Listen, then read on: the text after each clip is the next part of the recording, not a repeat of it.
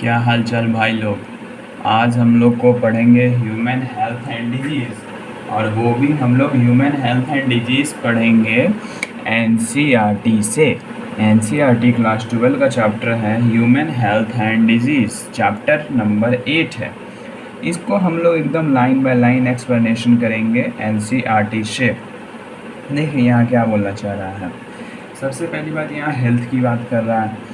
Health for a long time was considered as a state of body and mind where there was balance of certain humor. This health यहाँ पे एक line में पढ़ के बताऊंगा कि आप लोग अच्छे तरीके से एक्सप्लेनेशन समझ में आए। यहाँ ये बोल रहा है कि हेल्थ जो है लंबे समय से उसको कंसीडर्ड किया जा रहा है, ये एक स्टेट ऑफ बॉडी है, बॉडी का एक ऐसा पार्ट है या फिर माइंड का एक ऐसा पार्ट है जिसमें जितने भी हम लोग का बॉडी में होता है, जितना भी एक्टिविटी होता है, सब चीज़ को ये होता है कंट्रोल करता है। ये बैलेंसिंग ऑफ सर्टेन ह्यूमर है। This is what early Greek like Hippocrates as well as Indian Ayurveda system of medicine asserted. और यही है जो होता है अर्ली जो होता है ग्रीक साइंटिस्ट थे, या फिर होता है लाइक होता है हिपोक्रेट्स, या फिर इंडियन होता है आयुर्वेदा सिस्टम जो मेडिसिन के थे वो इसको एसर्ट किए थे। इट वॉज थॉट डैट, वो लोग ये विश्वास करते थे कि person with black bile belong to hot personalities and would have fever. ऐसा पर्सन जिसके पास ब्लैक बाइल होता है तो वो बिलोंग करता है हॉट पर्सनैलिटीज़ से, और उसको हर समय होता है फीवर रहेगा। This idea was arrived at by pure reflective thought. और ये जो आइडिया था वो एक ऐसे होता पॉइंट पर पहुँच गया एट बताए, this idea arrived at the pure reflective thought, एक ऐसे पॉइंट पर पहुँच गया जो होता है एकदम मतलब रिफ्लेक्टिव थॉट की तरह, मतलब मान चलिए कि वो एक कुछ बोल दिए, मैं उनको एक्सेप्ट कर लिया, ठीक है। But the discovery of blood circulation जो विलियम हार्वे के द्वारा किया गया था using experimental method and the demonstration of normal body temperature in person with black bile using thermometer disproved the good humor hypothesis of health। तो William Harvey जिन्होंने blood का खोज किया था, उन्होंने जो ये लोग बोले थे कि ब्लैक बाइल जो पर्सन होते हैं उसको होता है हमेशा होता है फीवर होता है, तो इन्होंने नॉर्मल होता है थर्मोमीटर से वो लोग की नॉर्मल बॉडी की टेम्परेचर लेके फिर उन्होंने ऑब्जर्व किया कि क्या ये लोग को हमेशा फीवर रहता है। तो इन्होंने ऑब्जर्व किया कि उन लोगों को हमेशा फीवर नहीं रहता है, तो उन्होंने ये बात को डिस्प्रूव कर दिया। A person with black bile have always होता है फीवर, ये तो बात को उन्होंने डिस्प्रूव कर दिया। बट कभी आज तक आप लोगों ने पढ़ा है कि किसी बॉडी में तो ब्लैक बाइल होता है? आज तक तो नहीं पढ़े। ये भी एक मान के चलिए तो एक मतलब कि उन्होंने बात बोल दिया और उसको हम लोग अपनाने के तौर पे हम लोग इसको ले लिए। बट इसके बारे में नहीं बताया है कि बॉडी में ब्लैक बाइल होता है या फिर नहीं होता है, इसमें नहीं बताया है। बस उन्होंने बोल दिया, बस वो हम लोग मान लिए कि ब्लैक बाइल होता है, उसका फीवर होता है। लेकिन विलियम हार्वे आए जिन्होंने ब्लड का सर्कुलेशन किया था, उन्होंने नॉर्मल होता है बॉडी का टेम्परेचर लिया। जिस होता है आदमी में ये बोले थे ब्लैक बाइल है, उस आदमी से इन्होंने नॉर्मल बॉडी का टेम्परेचर लिया और ऑब्जर्व किया कि वो लोग को हमेशा फीवर नहीं रहता है, ठीक है। In later year, biology stated that mind influence through neural system and endocrine system, our immune system, and that our the immune system maintains our health। सबसे पहली बात, फिर बाद में बायोलॉजी जो है ये स्टेट किया हमारा जो माइंड जो होता है वो इन्फ्लुएंस होता है क्या चीज़ से, influence through neural system and endocrine system के थ्रू ये होता है इन्फ्लुएंस होता है। और न्यूरल सिस्टम और इंडोक्राइन सिस्टम दोनों मिलके बना देता है क्या चीज़ को, तो इम्यून सिस्टम को। दोनों मिलके क्या चीज़ को बना देते हैं, तो इम्यून सिस्टम को दोनों मिलके बना देते हैं। अब अच्छी आ रही है, 1 मिनट लाइट आ गई। हाँ यहाँ से अच्छी व्यू है,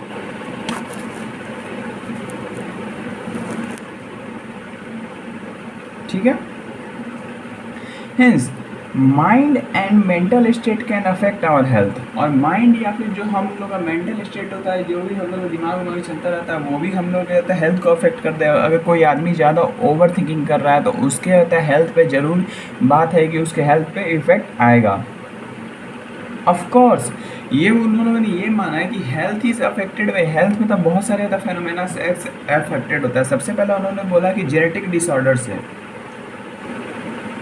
जेनेटिक डिसऑर्डर में उन्होंने ये बोला deficiency with which a child is born and deficiency defect which the child inherit from parents from birth. इन्होंने यहाँ ये बोला कि अगर कोई चाइल्ड को कोई चीज़ का डिफिशियंसी है तो वो जो डिफिशियंसी है उनके पेरेंट्स से आया होगा। सपोज अगर मतलब उनके पेरेंट्स के पास उनके पेरेंट्स को मेंटल रिटार्टेडनेस है या फिर तो उनको एनएग्जाइटी है तो वो इनहेरिट होके बच्चे में आ गया, फिर उसके ऊपर एनएग्जाइटी होगा तो उसका तो हेल्थ तो अफेक्ट हुआ ना। तो यहाँ जेनेटिक डिसऑर्डर हो गया, फिर इन्फेक्शन के कारण भी हमारा हेल्थ अफेक्ट हो सकता है। जब हम लोग इन्फेक्शन होगा जाहिर सी बात है हम लोग का हेल्थ इफेक्ट होगा। फिर lifestyle including food and water we take, rest and exercise we give to our body, habits that we have और लैक एक्सेट्रा। फिर यहाँ पे इस चीज़ की बात बोल रही है कि लाइफस्टाइल, जैसे कि फूड हम लोग क्या ले रहे हैं, जंक फूड ले रहे हैं तो हम लोग का हेल्थ अफेक्ट होगा, या फिर वाटर कैसा पानी पी रहे हैं, नाले का पानी पी रहे हैं या फिर मिनरल वाटर पी रहे हैं या फिर नॉर्मल वाटर पी रहे हैं, क्या पी रहे हैं, उससे भी हमारा हेल्थ अफेक्ट होता है। अगर गंदा पानी पियेंगे तो हमारे हेल्थ को अफेक्ट होगा ही, क्योंकि हम अगर गंदा पानी पियेंगे तो हम लोग को डायरिया हो जाएगा, ये सब हो जाएगा। उसका आप रेस्ट ले रहे हैं या फिर नहीं ले रहे हैं, उसका एक्सरसाइज कर रहे हैं या फिर नहीं कर रहे हैं, हैबिट दैट वी हैव और लैक एक्सेट्रा। और इसमें से ये यहाँ पे ये लाइन का बोलने का मतलब ये है हैबिट दैट वी हैव और एक्सेट्रा। इसमें से अब हम लोग बस क्या है, अब सपोज हम लोग बस वाटर है बट वो गंदा है तो वो ख़राब है, और यहाँ पे एक्सरसाइज अगर हम लोग नहीं ले रहे हैं तो वो भी हम लोग के हेल्थ के लिए ख़राब है। बट आज के जनरेशन में कौन एक्सरसाइज लेता है, एक्सरसाइज नहीं किया जाएगा वो लोग से। वो लोग तो जाएंगे कहाँ पे, तो वो लोग जाएंगे जिम में, जिम करने, वहाँ 500 रुपये 1000 रुपया दे के जिम करेंगे। ये नहीं कि घर पे बैठ के होता है अनुलोम विलोम योगा करें, वो सब नहीं हो सकता है वो लोग से। आज के जो जनरेशन के बच्चे हैं या फिर होता है जितने भी एडल्टहुड है। अब देखिए यहाँ पे क्या है, the term health is very frequently होता है यूज्ड बाई एवरीबॉडी। ये जो टर्म है हेल्थ, ये होता है बहुत ही होता आसानी से होता है, हर एक होता इंसान होता यूज करता है। लेकिन हेल्थ को हम लोग कैसे डिफाइन करते हैं, how do we define it? Health does not simply mean absence of disease or physical fitness. It could be defined as a state of complete physical, mental and social well-being. When people are healthy, they are more efficient at work. They increase productivity and bring economic prosperities. Health also increase longevity of people and reduce infant and maternal mortality. अब health जो है बहुत ही frequently हम लोग use कर देते हैं health term को, लेकिन हेल्थ को क्या चीज़ डिफिनीशन देना चाहिए अब वो देखते हैं। हेल्थ का मतलब ये नहीं हुआ कि हम लोग को डिजीज़ नहीं है तो हम लोग का हेल्थ परफेक्ट है, या फिर हम लोग एकदम फिजिकली फिट है। हम लोग के बॉडी के अंदर कुछ परेशानी हो सकता है। सपोज कोई अल्कोहल ले रहा है, उसके लीवर को धीरे धीरे डैमेज कर रहा है, तो अभी तो वो शुरू में एकदम परफेक्ट रहेगा, जब वो लीवर अत्यधिक खराब हो जाएगा तब तो पता चलता है ना। बट लेकिन हमारे बॉडी में तो कुछ तो है, तो वो तो हम लोग का हेल्थ तो परफेक्ट नहीं हुआ।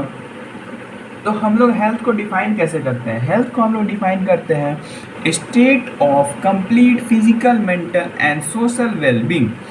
एक ऐसा स्टेट जिसमें फिजिकली फिट रहें, मेंटली फिट रहें और सोशली भी होता है फिट रहें, उसको हम लोग होता है हेल्थ बोलते हैं।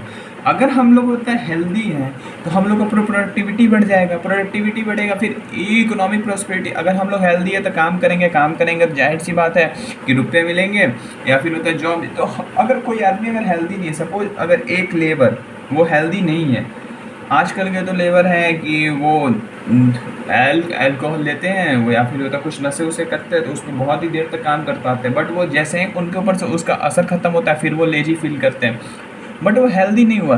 अगर वो हेल्दी रहते तो वो काम भी करते, वो अल्कोहल भी लेने का उनका ज़रूरत नहीं पड़ता और काम करते। हाँ, जब वो थक जाते हैं फिर उनको होता क्या होता, फिर उनको फूड का रिक्वायरमेंट होता, फूड खाते पचता, फिर उनको एनर्जी मिलता।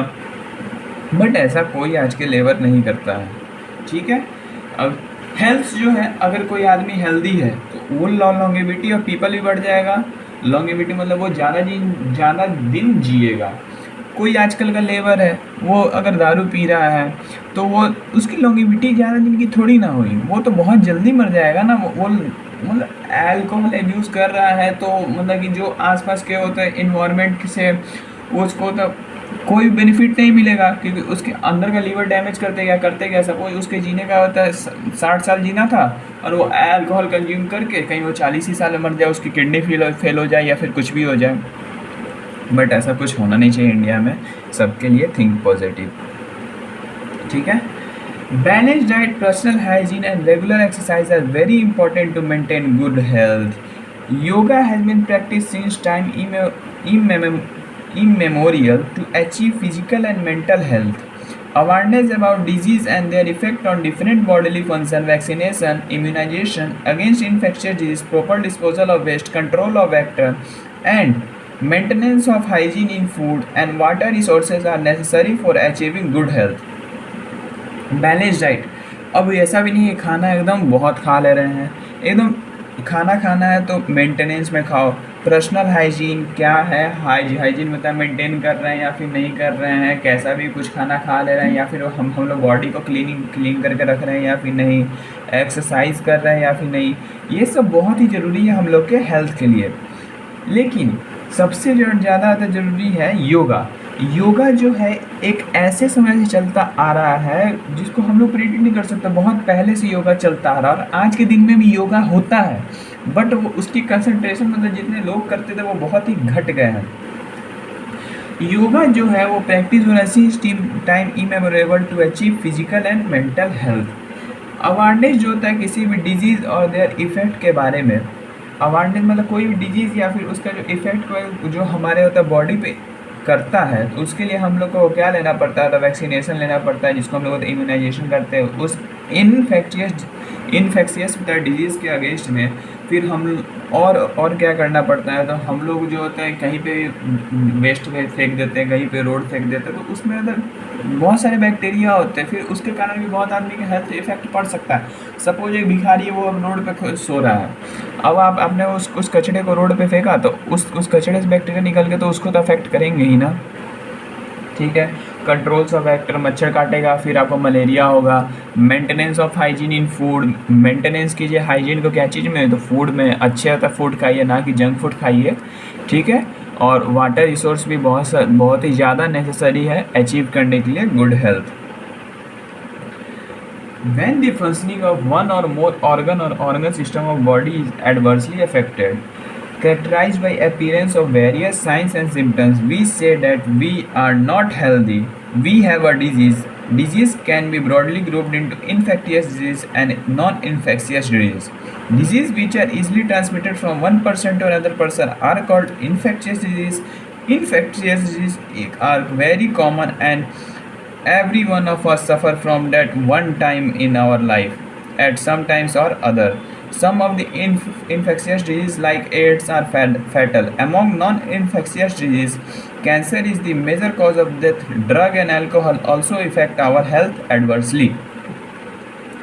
जब हम लोग के होता है बॉडी का जो फंक्शनिंग होता है एक या फिर एक से ज़्यादा ऑर्गन या फिर ऑर्गन सिस्टम का बॉडी में अगर वो एडवर्सली अफेक्ट हो जाता है तो उसको वो हम लोग कैसे, अगर वो अफेक्टेड है तो हम लोग कैसे पता चलेगा, तो हम लोगों को जो उसके कारण जो होता है साइंस एंड सिम्टम्स दिखता है तो उसके कारण हम लोगों को पता चलता है कि वो हम लोग होता है हेल्दी नहीं है, हम लोग अभी अनहेल्दी है, हम लोग में डिजीज़ है। सपोज अगर आपको तो चोट लग गई थी, वहाँ पे सूजन आएगी या फिर वहाँ पे होता है घाव हो जाएंगी, ब्लडिंग आने लगेगी, तब तो आपको पता चलेगी ना कि वहाँ पे होता है।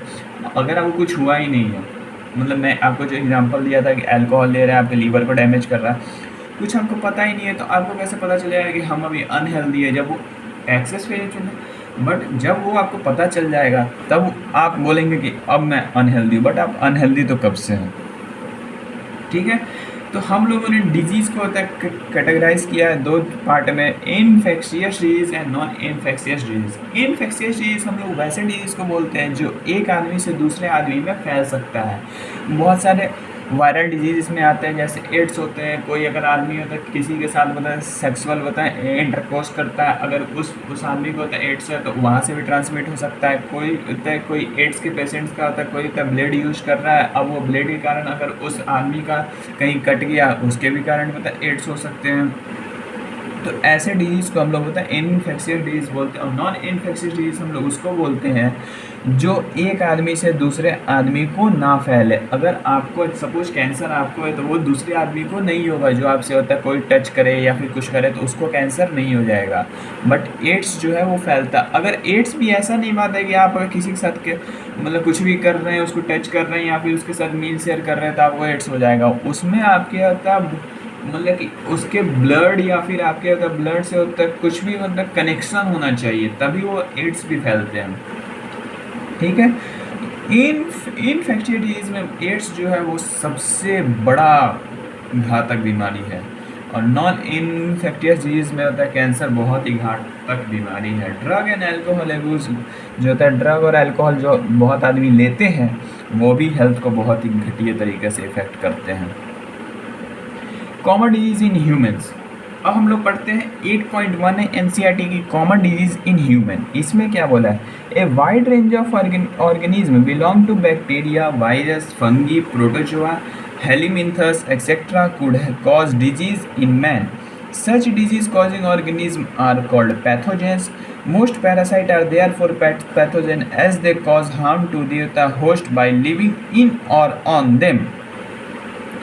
The pathogen can enter our body by various means, multiply and interfere with normal vital activity, resulting in morphological and functional damage. The pathogen have to adapt to life within the environment of the host.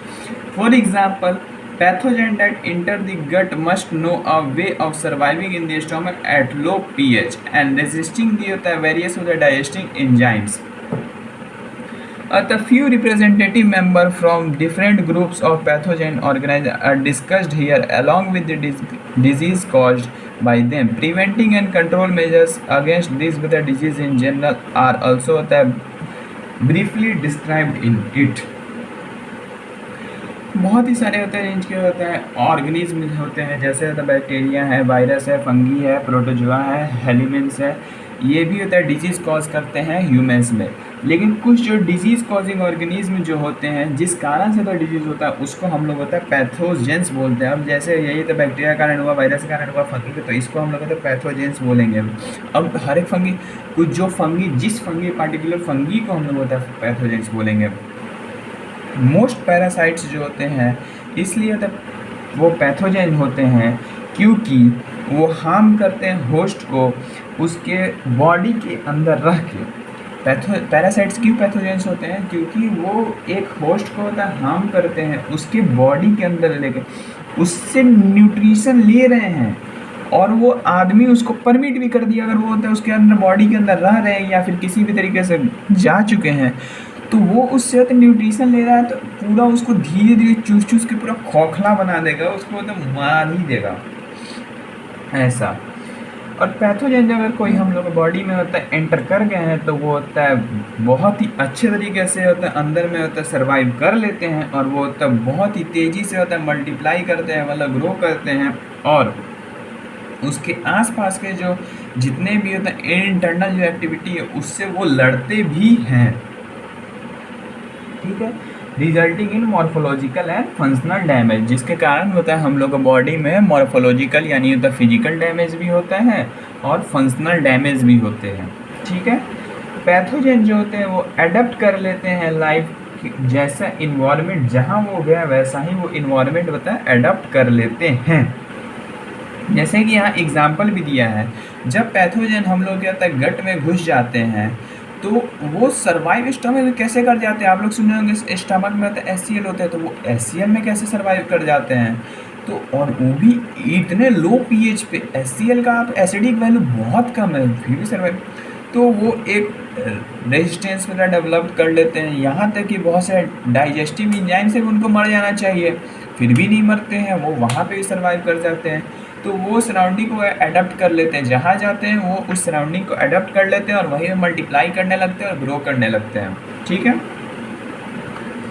बहुत सारे representative member है different group से pathogen organism का, जो हम लोग आगे discuss करेंगे कि वो किस कारण से हुआ, उसके खिलाफ क्या हम लोग कंट्रोल या फिर प्रिवेंटिव मेजर्स लेना चाहिए। ठीक है, अब हम लोग बात करते हैं सैल्मोनेला टाइफाई के बारे में। हम लोग बात करना है सैल्मोनेला टाइफाई के बारे में। अब पढ़ते हैं इसकी पहली पैराग्राफ, फिर उसके आगे में हम लोग पढ़ते हैं और इसको डिस्क्राइब करते हैं। यहाँ सैल्मोनेला टाइफाई का यहाँ से लेकर यहाँ तक है। Salmonella typhi is a pathogenic bacterium which cause typhoid fever in human beings. These pathogens generally enter the small intestine through the food and water contaminated with them and migrate to other organs through blood. Sustained high fever 39 degree to 40 degree Celsius, weakness, stomach pain, constipation, headache and loss of appetite are some of the common symptoms of this disease. Intestinal perforation and death may occur in several cases. Typhoid fever can be confirmed by vital test. A classical case in medicine, that of Mary Malone, nicknamed Typhoid Mary, is worth mentioning here. She was a cook by profession and was typhoid carrier who continued to spread typhoid for several years through the food she prepared. यहाँ बात करते हैं Salmonella typhoid जो होते हैं वो एक ये बैक्टीरिया है, ये तो पैथोजेनिक बैक्टीरिया है जो टाइफाइड कॉज करता है, टाइफाइड फीवर किसी भी ह्यूमन बींग्स में कॉज करते हैं, ठीक है। और ये जो होते हैं टाइफाइड के जो पैथोजेंस होते हैं वो मेनरली किसी भी ह्यूमन बींग्स में कौन से रास्ते से इंटर करते हैं, तो वो इंटर करते हैं स्मॉल इंटेस्टाइन के थ्रू। स्मॉल इंटेस्टाइन के थ्रू वो एंटर करते हैं किसी भी ह्यूमन बींग्स में, और इस स्मॉल इंटेस्टाइन से भी करते हैं तो किस जरिए करते हैं, तो वो through food and water contaminated with them and migrate to other organs through blood. और वो एंटर करते हैं small intestine through the food and water के कारण, और वो बहुत सारे होता है वो हम लोग के ऑर्गन में फैल जाते हैं with the help of blood, with the help of blood. और इसमें जो होते हैं हाई फीवर होते हैं 39 डिग्री टू 40 डिग्री सेल्सियस होता है। इसमें फीवर किसी जो ऑर्गेनिज्म टाइफाइड से सफ़र कर रहा है ह्यूमन बींग्स। फिर इसमें वीकनेस होता है, स्टमक पेन होता है, कॉन्स्टिपेशन होता है, हेडेक होता है, लॉस ऑफ एपेटाइट, कोई अपना आपा भी खो देता है, और some of the common symptoms of this disease.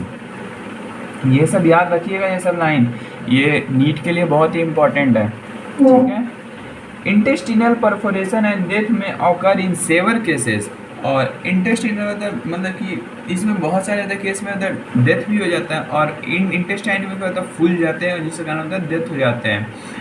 ये जो होते हैं टाइफाइड फीवर को हम लोग कंफर्म करते हैं वाइडल टेस्ट से। एक और आता है इलीसा टेस्ट भी होते हैं, ठीक है, एक और, बट यहाँ एनसीईआरटी में वाइडल टेस्ट है तो हम लोग सिर्फ वाइडल टेस्ट की बात करेंगे।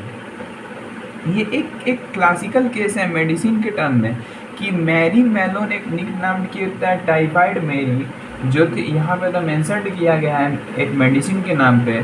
वो जो थी एक मैरी मेलोन जो थी वो कुक थी बाय प्रोफेशन, वो होता है मतलब कि एक खाना बनाने वाली औरत थी, और उन्होंने वो सबसे बड़ी टाइफाइड कैरियर थी। उसने जितना भी खाना बनाया उसके कारण टाइफाइड बहुत लोगों को उसने फैलाया, तो उसने बहुत लोगों को फैलाया। तो अगर वो बहुत लोगों को फैलाया तो वो कैसी डिजीज़ है, तो वो इन्फेक्टियस डिजीज़ है, इन्फेक्शियस डिजीज़ है, ठीक है। और इसको वैसे सबसे पहली बात कि उस समय तो था ही नहीं, ये सब टेस्ट वेस्ट हुआ ही नहीं होगा, और उसको भी पता नहीं होगा कि ये डिजीज़ फैला रही है। बट सबसे पहले उसी को ऑब्जर्व हुआ, मतलब उसी के वही थी जो सबसे बड़ी होता है फैलाने वाली आदमी थी टाइफाइड की। गुस्सा भी आ रहा होगा, बट उसमें क्या दिक्कत है भाई यार, अब उसको भी थोड़ी ना पता था, ठीक है। अब हम लोग बात करेंगे निमोनिया के बारे में। Bacteria like Streptococcus pneumonia and Haemophilus influenza responsible for the disease pneumonia in humans which infect the alveoli, air-filled sac of lungs. As a result of infection, the alveoli get filled with fluid, leading to several problems in respiration. The symptoms of pneumonia include fever, chill, cough, and headache. In severe cases, the lips and fingernails may turn into grey to bluish in color. A healthy person acquired the infection by inhaling the droplets or aerosols released by an infected person, or even by sharing with glasses and utensils with an infected person. Dysentery, plague, diphtheria, etc. are some of the other bacterial disease in man. Bacteria में आता है Streptococcus होता है, निमोनियाई एक bacteria होता है, और haemo होता है, फिलस इन्फ्लुएंजा होता है। ये दोनों होते हैं, याद रखिएगा कि निमोनिया किस कारण से होता है। वो जो रिस्पॉन्सिबल होते हैं निमोनिया होता है कॉज करने के लिए ह्यूमंस में। ये जो होता है इन्फेक्ट करते हैं एल्वियोलाई को, ये होता है इन्फेक्ट करते हैं जो हमारे होता है लंग्स में फिलअप रहते हैं, और as a result of the infection the alveoli get filled with fluid, और एल्वियोलाई जो होते हैं हम लोग के लंग्स में होता है वो होता है फ्लूइड से भर जाते हैं, जो होता है बहुत ही ज़्यादा प्रॉब्लम होता है क्रिएट करते हैं हम लोग को रेस्पिरेशन करने में। ऐसा कौन सा सिम्टम्स है जो हम लोग के बॉडी में ऑब्जर्व करेंगे तो हम लोग को पता चल जाएगा कि हम लोग को निमोनिया है? तो फीवर होता है, इसमें ठंड लगती है, कफ होती है और हेडेक होती है, और बहुत सारे होता है केस में लीफ और जो ओठ और जो होते हैं नाखून होते हैं वो ग्रे से ब्लूइश कलर के हो जाते हैं। एक कोई हेल्दी पर्सन है वो इसको निमोनिया को एक्वायर कर सकता है कैची के कारण, अगर वो ड्रॉपलेट अगर इसके होता है इनहेल कर लिया तो जो छोड़ा गया है इन्फेक्टेड पर्सन के द्वारा, या फिर इवन शेयरिंग होता है glass and towels with an infected person. अब कोई आदमी का निमोनिया सफ़र कर रहा है, अगर उसका जूठा ग्लास से कोई पानी पी लिया उससे भी हो सकता है उसको, ठीक है। Dysentery, plague, diphtheria etc. are some of the other bacterial disease in man। और डिसेंट्री भी होते हैं, प्लेग भी होते हैं और डिप्टेरिया भी होते हैं। ये सब होता है बहुत सारे डिजीज़ हैं जो बैक्टीरिया के कारण होते हैं। बस ये सब नाम रख लीजिए, ये सब बारे में डिटेल नहीं पढ़ना है, ठीक है। डाइसेंट्री, प्लेग, डिप्टेरिया एक्सेट्रा जो होते हैं वो बहुत सारे डिजीज़ हैं जो बैक्टीरिया के कारण होते हैं। और हम लोग के जो डे टू डे लाइफ में हम लोग को देखना साल में 3-4 बार जिस प्रॉब्लम से मतलब क्रॉस कर ही जाते हैं उसके बारे में पढ़ते हैं। Many viruses also the cause disease in human beings। Rhinovirus represent one such group of virus which cause one of the most infectious human ailments। The common cold they infect the nose and respiratory passage but not the lungs। The common cold is characterized by nasal congestion and discharge, sore throat, hoarseness, cough, headache, tiredness, etc., which usually last for 3 to 7 days। Droplet resulting from the cough or sneeze of an infected person are either inhaled या फिर directly or transmitted through the contaminated objects such as pen, books, cups, doorknobs, computer keyboard or mouse etc. and cause infection in a healthy person। बहुत से पहले तो हम लोग bacteria के बारे में पढ़ लिए, अब हम लोग बात करते हैं बहुत सारे ऐसे होते हैं वायरस है जो होता है कॉज करते हैं डिजीज़ ह्यूमन बींग्स में, जिसमें से एक आता है राइनो वायरस जो होता है रिप्रेजेंट करता है एक ये ऐसे होता है ग्रुप ऑफ वायरस है जो कॉज करते हैं एक सबसे बड़ा इन्फेक्शियस होता है ह्यूमन होता है एलिमेंट जिसको हम लोग बोलते हैं कॉमन कोल्ड, जो हम लोग डे टू डे लाइफ में जिससे हम लोग सफ़र करते हैं। इसमें हम लोग का नाक इन्फेक्ट होता है और रेस्पिरेटरी ट्रैक्ट इन्फेक्ट होता है, लेकिन इसमें हम लोग का लंग्स इन्फेक्ट नहीं होते हैं। कॉमन जो कोल्ड है उसको हम लोग कैरेक्टराइज करते हैं नसल कॉन्जेशन एंड डिस्चार्ज से।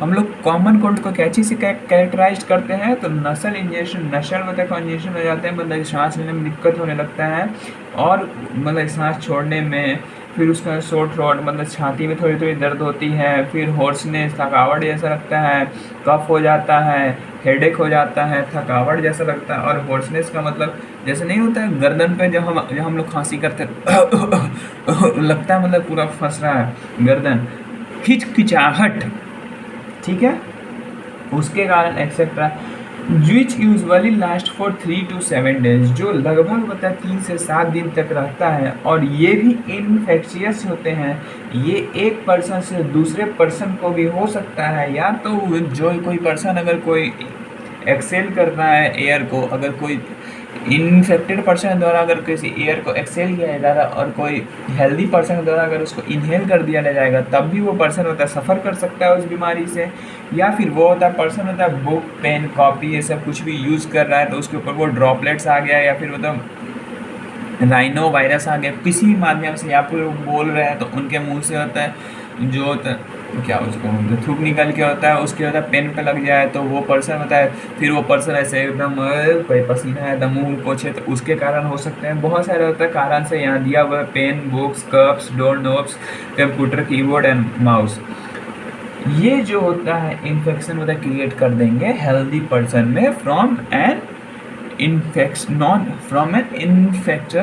इन्फेक्शियस पर्सन से, ये तो हेल्दी पर्सन में ये डिजीज़ कॉज कर देंगे, ठीक है। अब हम लोग बात करते हैं some of the human disease are caused by protozoa.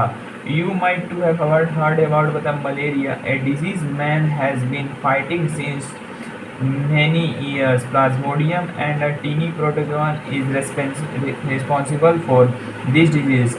Different species of Plasmodium, Plasmodium vivax, Plasmodium malaria, and Plasmodium the falciparum are responsible for different types of malaria. Of these, malignant malaria are caused by the Plasmodium falciparum is the most serious one, can be even fatal, और ये fatal भी हो सकते हैं. अब ये malaria होते क्या क्या चीज़ के कारण है उसकी पूरी थ्योरी दी हुई है और यहाँ फोटो दी हुई है. ठीक है, तो मैं ये पढ़ लूँगा और उसके अंदर मैं आप लोग को ये समझा दूँगा. फिर उसके एमीबा ये सब के बारे में है, रिंगवॉर्म ये सब के बारे में है. ठीक है, चलिए पहले जो पैराग्राफ पढ़े हैं वो पढ़ते हैं. यहाँ पे ये बोल रहा है अब ह्यूमन हेल्थ का जो डिजीज़ होता है वो सिर्फ वायरस या फिर बैक्टीरिया के कारण नहीं होते हैं, ये प्रोटोजोआ के कारण भी होते हैं. जैसा कि हम लोगों ने पढ़ा है मलेरिया के बारे में, हम लोग जानते हैं ये भी एक डिजीज़ है जिसके कारण बहुत ही इंसान परेशान रहते हैं. और ये कि मलेरिया जो होते हैं वो प्लाज्मोडियम के कारण होते हैं. क्या चीज़ के कारण होता है? एक प्लाज्मोडियम के कारण होता है. ये एक छोटा सा होता है, प्रोटोजोआ होते हैं जो ये रिस्पॉन्सिबल होते हैं डिजीज़ कॉज करने के लिए. प्लाज्मोडियम एक बहुत ही छोटा सा होता प्रोटोजोआ है जिसके कारण होता है जो मलेरिया कॉज होते हैं कोई भी हेल्दी पर्सन में. बट इसके कैरियर बताएं कौन से क्या होते हैं? तो इसके कैरियर मॉस्किटो होते हैं. बहुत ही अलग अलग तरह के होते हैं प्लाज्मोडियम होते हैं. एक होता है प्लाज्मोडियम वायरस, एक होता है प्लाज्मोडियम मलेरिया एंड एक होता है प्लाज्मोडियम फ्लैसिपेरम. तो ये बहुत ही अलग अलग तरह के मलेरिया, एक ही टाइप के मलेरिया नहीं होते हैं, बहुत ही अलग अलग टाइप के मलेरिया होते हैं. लेकिन इसमें से सबसे जो खतरनाक है वो कौन है? तो वो है प्लाज्मोडियम फ्लैसिपेरम. अगर ये हो गया तो या तो आपको डेथ भी हो सकता है. ठीक है, अब ये पैराग्राफ पढ़ते हैं. Let's take a glance at the life cycle of Plasmodium. Plasmodium enter the human body as sporozoites in infectious form through the bite of infected female Anopheles mosquito. The parasite initially multiply within the liver cell and they attack the red blood cell RBC, resulting in their rupture. The rupture of RBC is associated with release of toxic substance hemazoin, which is responsible for the chill and high fever occurring every 3 to 4 days. When a female Anopheles mosquitoes bite an infected person, these parasites enter the mosquitoes' bodies and undergo further development. The parasites multiply within them to form sporozoites that are stored in the salivary glands. When these mosquitoes bite a human, the sporozoites are introduced into his या फिर her body, thereby initiating the events mentioned above. It is interesting to note that the malaria parasites require two hosts, human and mosquitoes, to complete its life cycle. Figure 8.1 जो नीचे में दिया हुआ है, the female Anopheles mosquitoes is the vector transmitting agent to. ये female को ही क्यों करना रहता है, ये मेल क्यों नहीं काटता है? ठीक है, तो छोटा करके देखता हूँ क्योंकि ये पूरा आ जाना चाहिए ना डायग्राम में.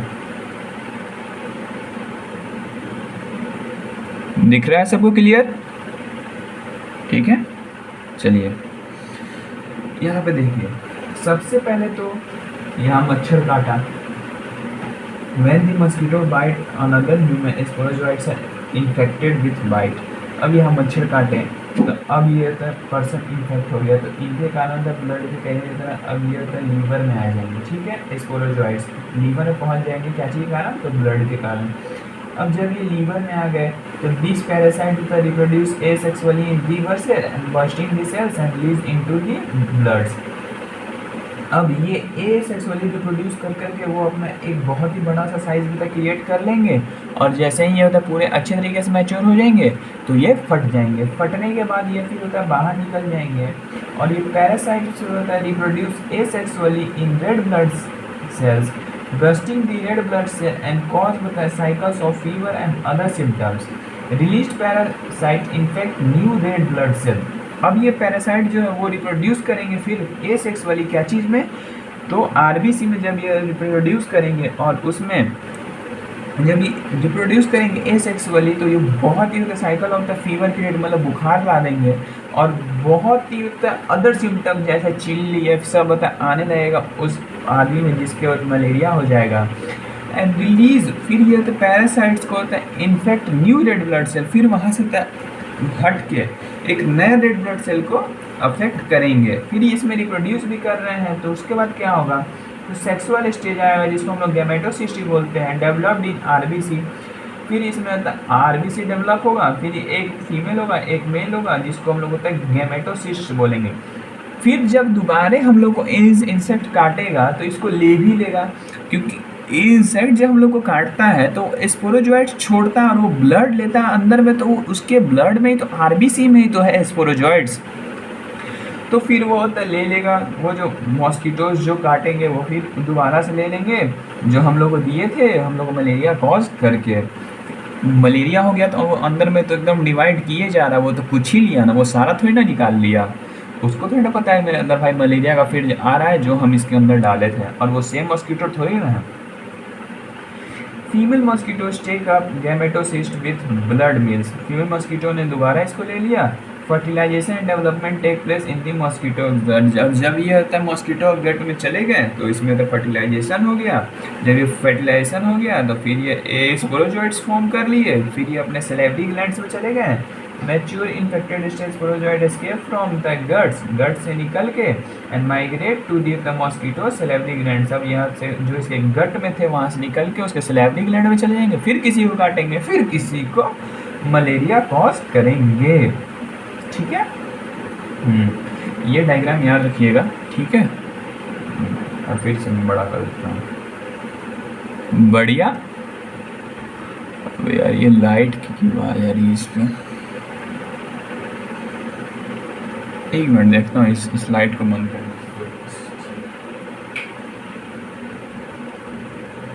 बढ़िया, तो इस लाइट को बंद करने से कोई दिक्कत नहीं। अब हम लोग बात करेंगे Entamoeba histolytica is a protozoa parasites in large intestines of humans which cause amoebiasis, जिसको हम लोग amoebic dysenteries. Symptoms of disease includes मतलब constipation, abdominal pain, cramps, stools with excess mucus and blood clots. Houseflies act as mechanical carrier and serve to transmit the parasite from feces of infected person to food and food product, thereby contaminating them. Drinking water and food contaminated by the facial matter are the main source of infection.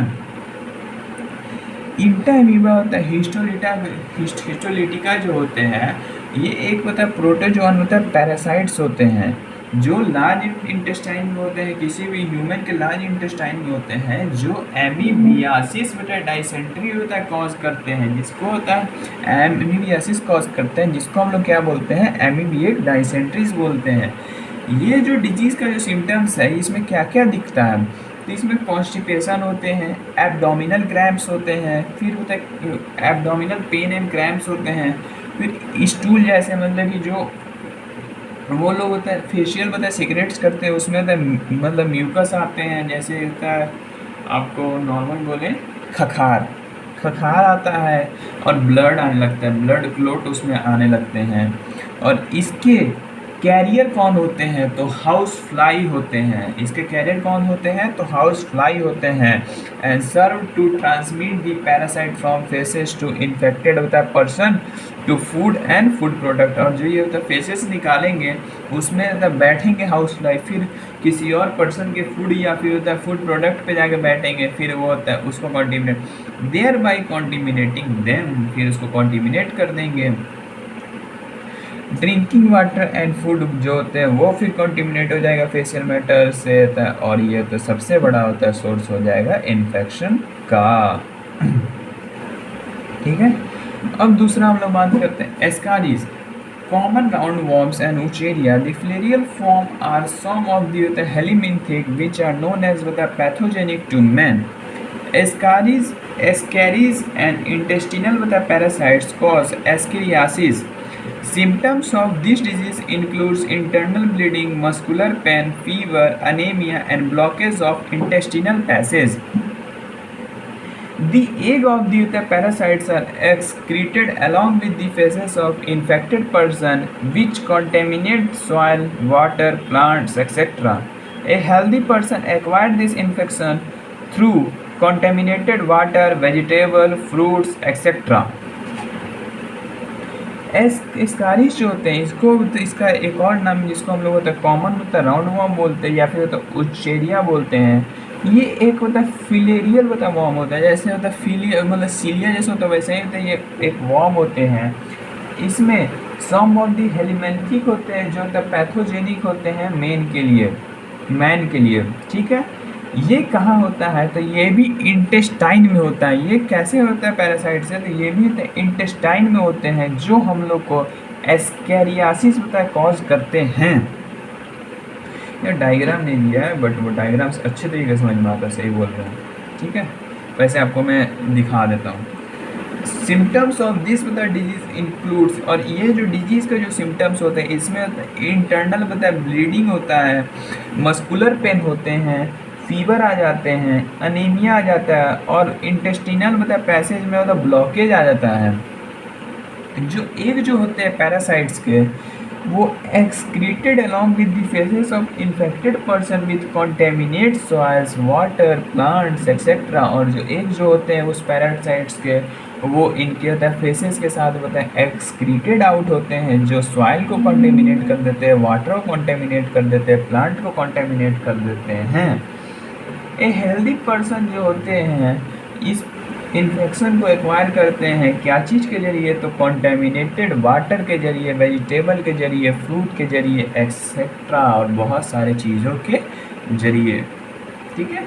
अब मैं आपको diagram दिखा देता हूँ Ascaris का।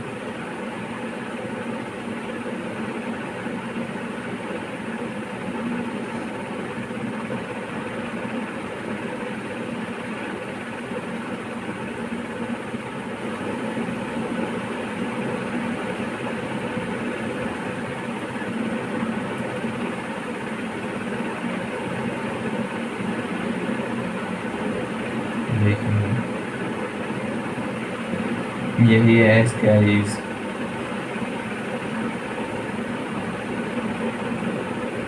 मैं देखता हूँ यूट्यूब पे टाइम है ना।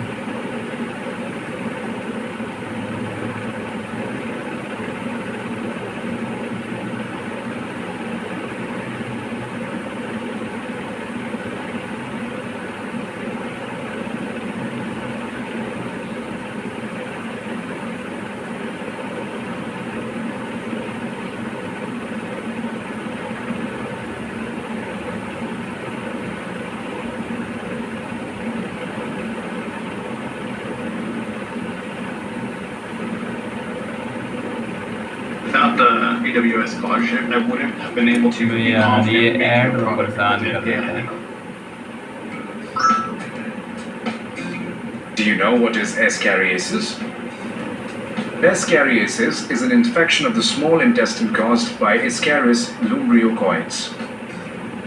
Infections with these parasites are more common where sanitation is poor and raw human feces are used as a fertilizer. Ascaris lumbreocoides is the large roundworm of the phylum Nematoda. It is the most common parasitic worm in humans. In this video, we will discuss how Ascaris causes ascariasis. Fertilized ova or the eggs of the worms contaminate the food and are ingested with it. After ingestion, they reach the small intestine and eggs hatch out into larval forms. The larva crosses the duodenum region of the small intestine and gets released into the bloodstream. From there, it is carried into the liver and heart and then enters the lungs. In the lungs, the larvae grow and shed their skin, which is known as molting. After 3 weeks, the larva passes from the respiratory system to be coughed up, swallowed, and finally returns to the small intestine. Due to the increase in the number of worms in our body, sometimes they may emerge from anus, nose, and mouth also. In the small intestine, the larva matures into an adult male or female worm, and fertilization occurs at this stage of life cycle. The male worm is smaller in size than the female Ascaris worm. Male worms are 15 to 20 centimeters in length, while females are 20 to 35 centimeters in length.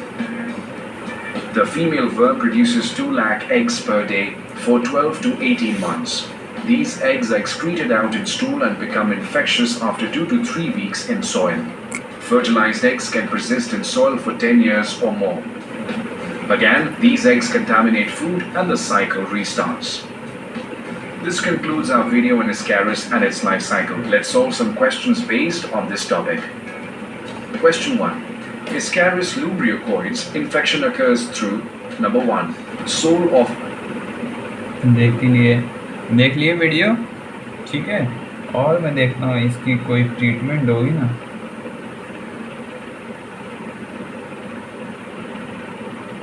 माने चलेगी chowmein है।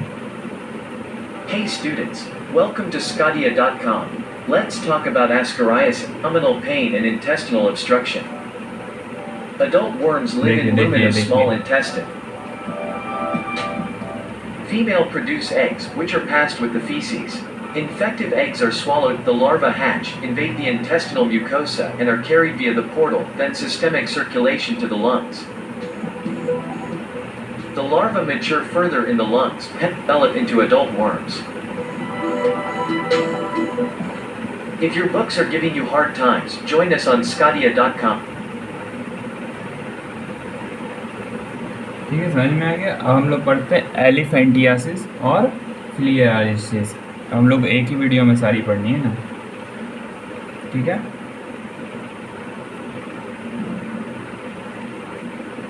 एक minute.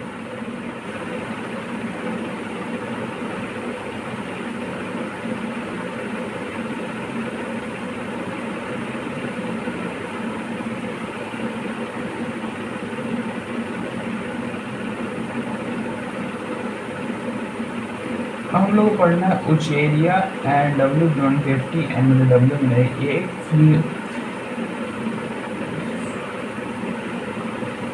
उचेरिया W bank रॉफ्टी and मतलब W मेलियाई जो होते हैं ये एक मतलब फिलेरियल मतलब वॉर्म होते हैं। कॉज और स्लोली होता है डेवलपिंग होता है क्रोनिक इन्फ्लेमेशन, और इसमें स्लोली होता है डेवलपमेंट होता है इन्फ्लेमेशन मतलब सूजन आना चालू होता है किसी भी ऑर्गन में। In which they live for many years, और ये बहुत ही सालों तक रहते हैं तभी इसका होता है सिम्टम्स दिखता है। यूजुअली लिम्फेटिक ऑर्गन जो वेसल्स जो होते हैं लोअर लिम्स के डिजीज इज कॉल्ड एलिफेंटियासिस, और ये होता है ज़्यादातर होता है लोअर लिम्स में ही होते हैं। और ये जो डिजीज़ को हम लोग होता है क्या बोलते हैं, एलिफेंटियासिस या फिर होता है फिलियारिसिस दी। और इसमें जेनाइटल ऑर्गन जो होते हैं वो भी अफेक्ट हो जाते हैं इसमें, जिसमें जेनाइटल ऑर्गन भी अफेक्ट हो जाते हैं।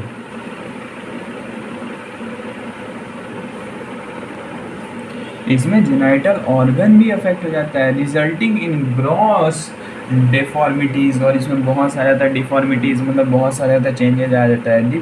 और इसके जो पैथोजन जो होते हैं वो ट्रांसमिट होते हैं किसी हेल्दी पर्सन में क्या चीज़ के कारण, तो फीमेल मॉस्किटोज वेक्टर के कारण। इसमें होता है फीमेल होता है मॉस्किटोज वेक्टर का कारण, और प्लाज्मोडियम में क्या चीज़ मतलब मलेरिया में क्या चीज़, तो फीमेल एनोफ्लीज के कारण, और यहाँ फीमेल मॉस्किटोज वेक्टर्स के कारण, ठीक है।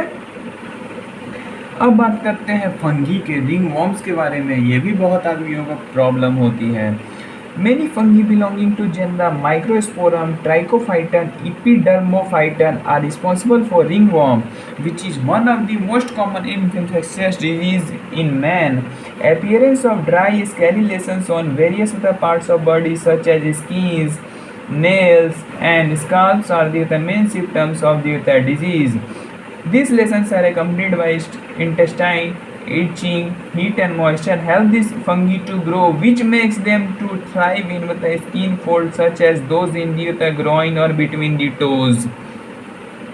Ringworms are generally acquired from soil or by using towels, clothes or even the comb of infected individuals.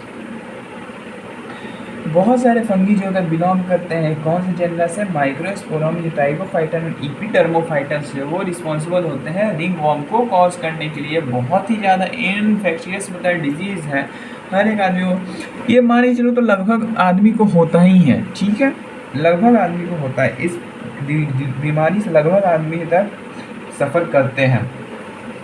इसका अपीयर ये कहाँ कहाँ ग्रो कर सकता है, तो ये जहाँ भींगा हुआ एरिया रहे, जहाँ हमेशा होता है गीला ही रहे, फिर एस्कैली मतलब स्कैली लेसन्स पे, और बहुत सारे होता है बॉडी के पार्ट है, जैसे स्किन पे ग्रो कर सकते हैं, नाखून पे ग्रो कर सकते हैं, और फिर मुंडी पे मतलब उस पर मुंडी पे भी ग्रो कर सकते हैं, स्काल्प पे ग्रो कर सकते हैं। ये सब बहुत ही ज़्यादा होता है मेन सिम्टम्स इस डिजीज़ के ऐसे ही होते हैं। ये ही रिंग वॉर्म्स, देखिए यहाँ पे डायग्रामेटिक व्यू है रिंग वॉर्म का, ठीक है। इसमें हम लोग को पता कैसे चलता है, इसका सिम्टम्स ये क्या क्या दिखाते हैं, इसमें ईचिंग होने लगती है, रेड रेड जैसे होते हैं, ठीक है। और ये क्या चीज़ के कारण ग्रो हो पाते हैं, तो ये हीट एंड मॉइस्चर के कारण होता है ग्रो हो पाते हैं। बीच में थ्राइव टू स्किन फोल्ड, और इसमें होता है स्किन फोल्ड्स के कितने अंदर अंदर तक ये होता है ग्रो कर जाते हैं, ग्रोइन और बिटवीन द टोज में भी ग्रो कर सकते हैं। रिंग वॉर्म जो होते हैं वो मेनली एक्वायर्ड होते हैं सॉइल से और बाय यूजिंग होता है टॉवेल्स, और रिंग वॉर्म्स जो होते हैं ज़्यादातर तो सॉइल से होते हैं या फिर होता है टॉवेल्स के कारण होते हैं। क्लोथ और इवन होता है कॉम के भी कारण हो सकता है, और किसी के स्काल्प में है अब अगर वो अपना बाल झाड़ा फिर आप उससे बाल झाड़ोगे तो उसके भी कारण हो सकते हैं। ये भी एक इन्फेक्शियस डिजीज़ है, ठीक है। अब इसमें हम लोग को प्रिवेंशन क्या करना है, अब उसके बारे में बात करना है, ठीक है। इसकी पैराग्राफ कहाँ तक है, यहाँ तक है, ठीक है। तो पहले यहाँ तक बात करता हूँ, फिर यहाँ से। Maintenance of personal hygiene and public hygiene in very important for prevention and controls of many infectious disease. Major for personal hygiene include मतलब keeping the body clean, consumption of the clean drinking water. ये तो normal line है, साथ साथ मैं बताता चलता हूँ। पर्सनल जो पब्लिक होता है हाइजीन को यहाँ पे बता रहा है कि मेंटेन करना बहुत ही ज़्यादा ज़रूरी है कोई भी इन्फेक्शियस डिजीज़ को कंट्रोल करने के लिए। तो इसमें measures for personal hygiene including होता है, इसमें तो क्या क्या होता है आते हैं, तो बॉडी को साफ रखिए, अच्छे पानी का पीजिए, वाटर अच्छा पीजिए मतलब वही पानी अच्छा पीजिए, अच्छे फूड का कंजप्शन कीजिए, अच्छे तो वेजिटेबल खरीदिए, अच्छे फ्रूट खाइए, और पब्लिक हाइजीन को होता है अच्छे तरीके से साफ़ सुथरा रखिए। वहाँ पे होता है वेस्ट को होता है नहीं कीजिए, फेंकना है तो वेस्ट वहाँ डस्टबिन लगी हुई है वहाँ फेंकिए। बहुत सारे लोग जाते हैं जैसे जो पब्लिक टॉयलेट होती है उसी में कचड़े फेंक देते हैं, गुटखा खा के थूक देते हैं, तो वो सब मत कीजिए प्लीज़। और हमेशा होता है पीरियोडिक होता है क्लीन करते रहिए, डिसइंफेक्शन ऑफ द वाटर। आपके जो पानी की टंकी है या फिर आसपास कहीं पे पानी जम जाती है तो उसको हर समय हटाते रहिए, तभी नहीं तो वहाँ आके मॉस्किटोज ग्रो कर जाएंगी, समझे, वहाँ मॉस्किटोज आके ग्रो कर जाएगा। और पीरियोडिक क्लीनिंग मतलब पूल्स को हमेशा साफ़ करते रहे जहाँ पानी है, फिर सीज पूल्स को टैंक्स को हमेशा साफ़ करते रहे। Observing standard practice of hygiene in मतलब पब्लिक केटरिंग, और हर जगह तक साफ़ सफाई का मेंटेनेंस रखिए। ये this measures are particularly essential where the infectious agents are transmitted through food and water such as typhoid. और ये जो इन्फेक्शियस एजेंट्स है आपको इसको तो प्रिवेंट करना ही होगा, नहीं तो इसी कारण आपको टाइफाइड हो सकता है, एमीबियासिस हो सकता है, एस्कैरिस हो सकता है।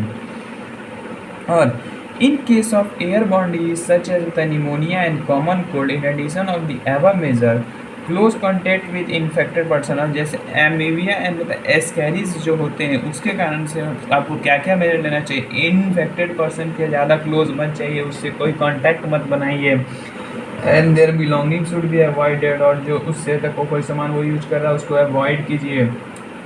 और for disease malaria and filariasis that are transmitted through insect vector, the most important measure is to contaminate or eliminate the vector and their breeding places। Malaria मतलब फिलेरियासिस के लिए वो होता है ज़्यादातर मतलब इंसेक्ट वेक्टर के कारण हो रहा है, तो वो कहाँ ब्रीड कर रहे हैं, वो कहाँ ग्रो कर रहे हैं, वो उस चीज़ पे ध्यान दीजिए और उस चीज़ को अपने आसपास से हटाइए। This can be avoid by, और ये कैसे होगा, तो stagnant water in and around our residential, regular cleaning, household cooler, use of mosquitoes net, introducing fish like gambusa in ponds that feed on mosquito larvae, spraying of insecticides in ditches, drainage areas and swamp, etc. In addition, door and windows should be provided with wire mesh to prevent the entries of mosquitoes. Such precautions have become the more important, especially in the light of recent widespread incidents of the vector-borne Aedes mosquitoes disease like dengue, chikungunya in many parts of India. आखिर आपको malaria फिर filariasis नहीं कराना है तो आपको क्या क्या करना होगा? तो आपको सबसे पहले जहाँ पानी एकदम स्थिर पानी है वहाँ आप देखिए, वो पानी आसपास लगने मत दीजिए, वो बारिश की मौसम में लग जाती है। अगर वो लग भी रही है या फिर आपके कारण से लग रही है तो उसमें गैम्बूसिया एक होता है फिश आती है, वो डाल दीजिए, क्योंकि वो होता है ज़्यादा मॉस्किटोज़ की लार्वा को ही खाती है। अगर पानी लग रही है तो वहाँ वो रिप्रोड्यूस करेंगे, वहाँ अपने लार्वा को रिलीज करेंगे और वहाँ से उनकी लार्वा जो होती है वो डेवलप हो जाएंगी। हमेशा होता है अपने होता है इंसेक्टिसाइड्स को होता है, उसमें होता है इंसेक्टिसाइड्स पता है छींटते रहिए डिचेज में या फिर रूम्स में भी छींटते रहिए। अपने जो होता है मतलब कि खिड़कियां हैं वहाँ पे नेट लगा लें, मतलब कि वहाँ पे वायर जो नेट आती है वो लगवा लें कि मच्छर अंदर नहीं आ पाए, ठीक है। और एक और था ना, हाँ वही था, regular clean on use of mosquitoes net use कीजिए सोने के समय। और जो आप लोग जो कूलर यूज करते हैं जिसमें पानी भर के यूज करते हैं उसको अवॉइड कीजिए, मतलब कि उसमें जो पानी है उसको हमेशा चेंज करते रहिए। अब ना कि अब आज उसमें पानी रख दिए और 1-2 महीने तक वैसे ही चल रहा है, उसको चेंज करते रहिए 1 दिन पे 2 दिन पे। और सिर्फ इससे मलेरिया या फिर फिलेरियासिस ही नहीं होते, इसके कारण होता है बहुत सारे डिजीज़ होते हैं, डेंगू ये सब भी होते हैं, चिकनगुनिया भी होते हैं, बहुत सारे अदर पार्ट्स में, इसीलिए ये सबको मेंटेन करके रखिए। Advancement made in biological science have armed us to effectively deal with the many infectious disease। और आजकल के जो बायोलॉजिकल साइंस में इतना एडवांस हो चुका है तो हम लोग को बहुत सारे होता है इन्फेक्शियस डिजीज से लड़ने के लिए सामना भी हो सकता है। Use of vaccines and immunisation programme have enabled us to completely eradicate deadly disease like smallpox. Vaccines जब से आ गया है, ये दवा आ चुके हैं, तो वो तब से होता बहुत घातक से घातक बीमारी से बहुत सारे लोग बच रहे हैं। ठीक है। और यहाँ तक स्मॉल पॉक्स उतनी घातक बीमारी थी तो वैक्सीन आजकल आ गई स्मॉल पॉक्स की, ले लो, स्मॉल पॉक्स होगी ही नहीं। A large number of other infectious disease like polio, diphtheria, pneumonia and tetanus have been controlled by using use of the control to a large extent by use of vaccines. Vaccines के होता है use के कारण होता है बहुत ही होता है बड़े बड़े शहरों में या फिर होता है छोटे छोटे गाँवों में ये सब जो टेटनस होते थे, डिप्टेरिया होते थे, निमोनिया होते थे, पोलियो होता था, वो सब होता है वैक्सीन है। वैक्सीन ये सब है क्योंकि बायोटेक्नोलॉजी के कारण जो हम लोग होता है चैप्टर 12 पढ़ेंगे। न्यूअर एंड होता है सेफर होता है वैक्सीन्स बनाने के पीछे बायोटेक्नोलॉजी का ही हाथ है। Discovery of antibiotic and various other drugs have also enable us to deal with, बहुत सारे होता है ड्रग्स आ गए हैं, एंटीबायोटिक्स आ गए हैं जो हम लोग को इन्फेक्शियस डिजीज से लड़ने में मदद करते हैं। अब हम लोग को पढ़ना है इम्यूनिटी।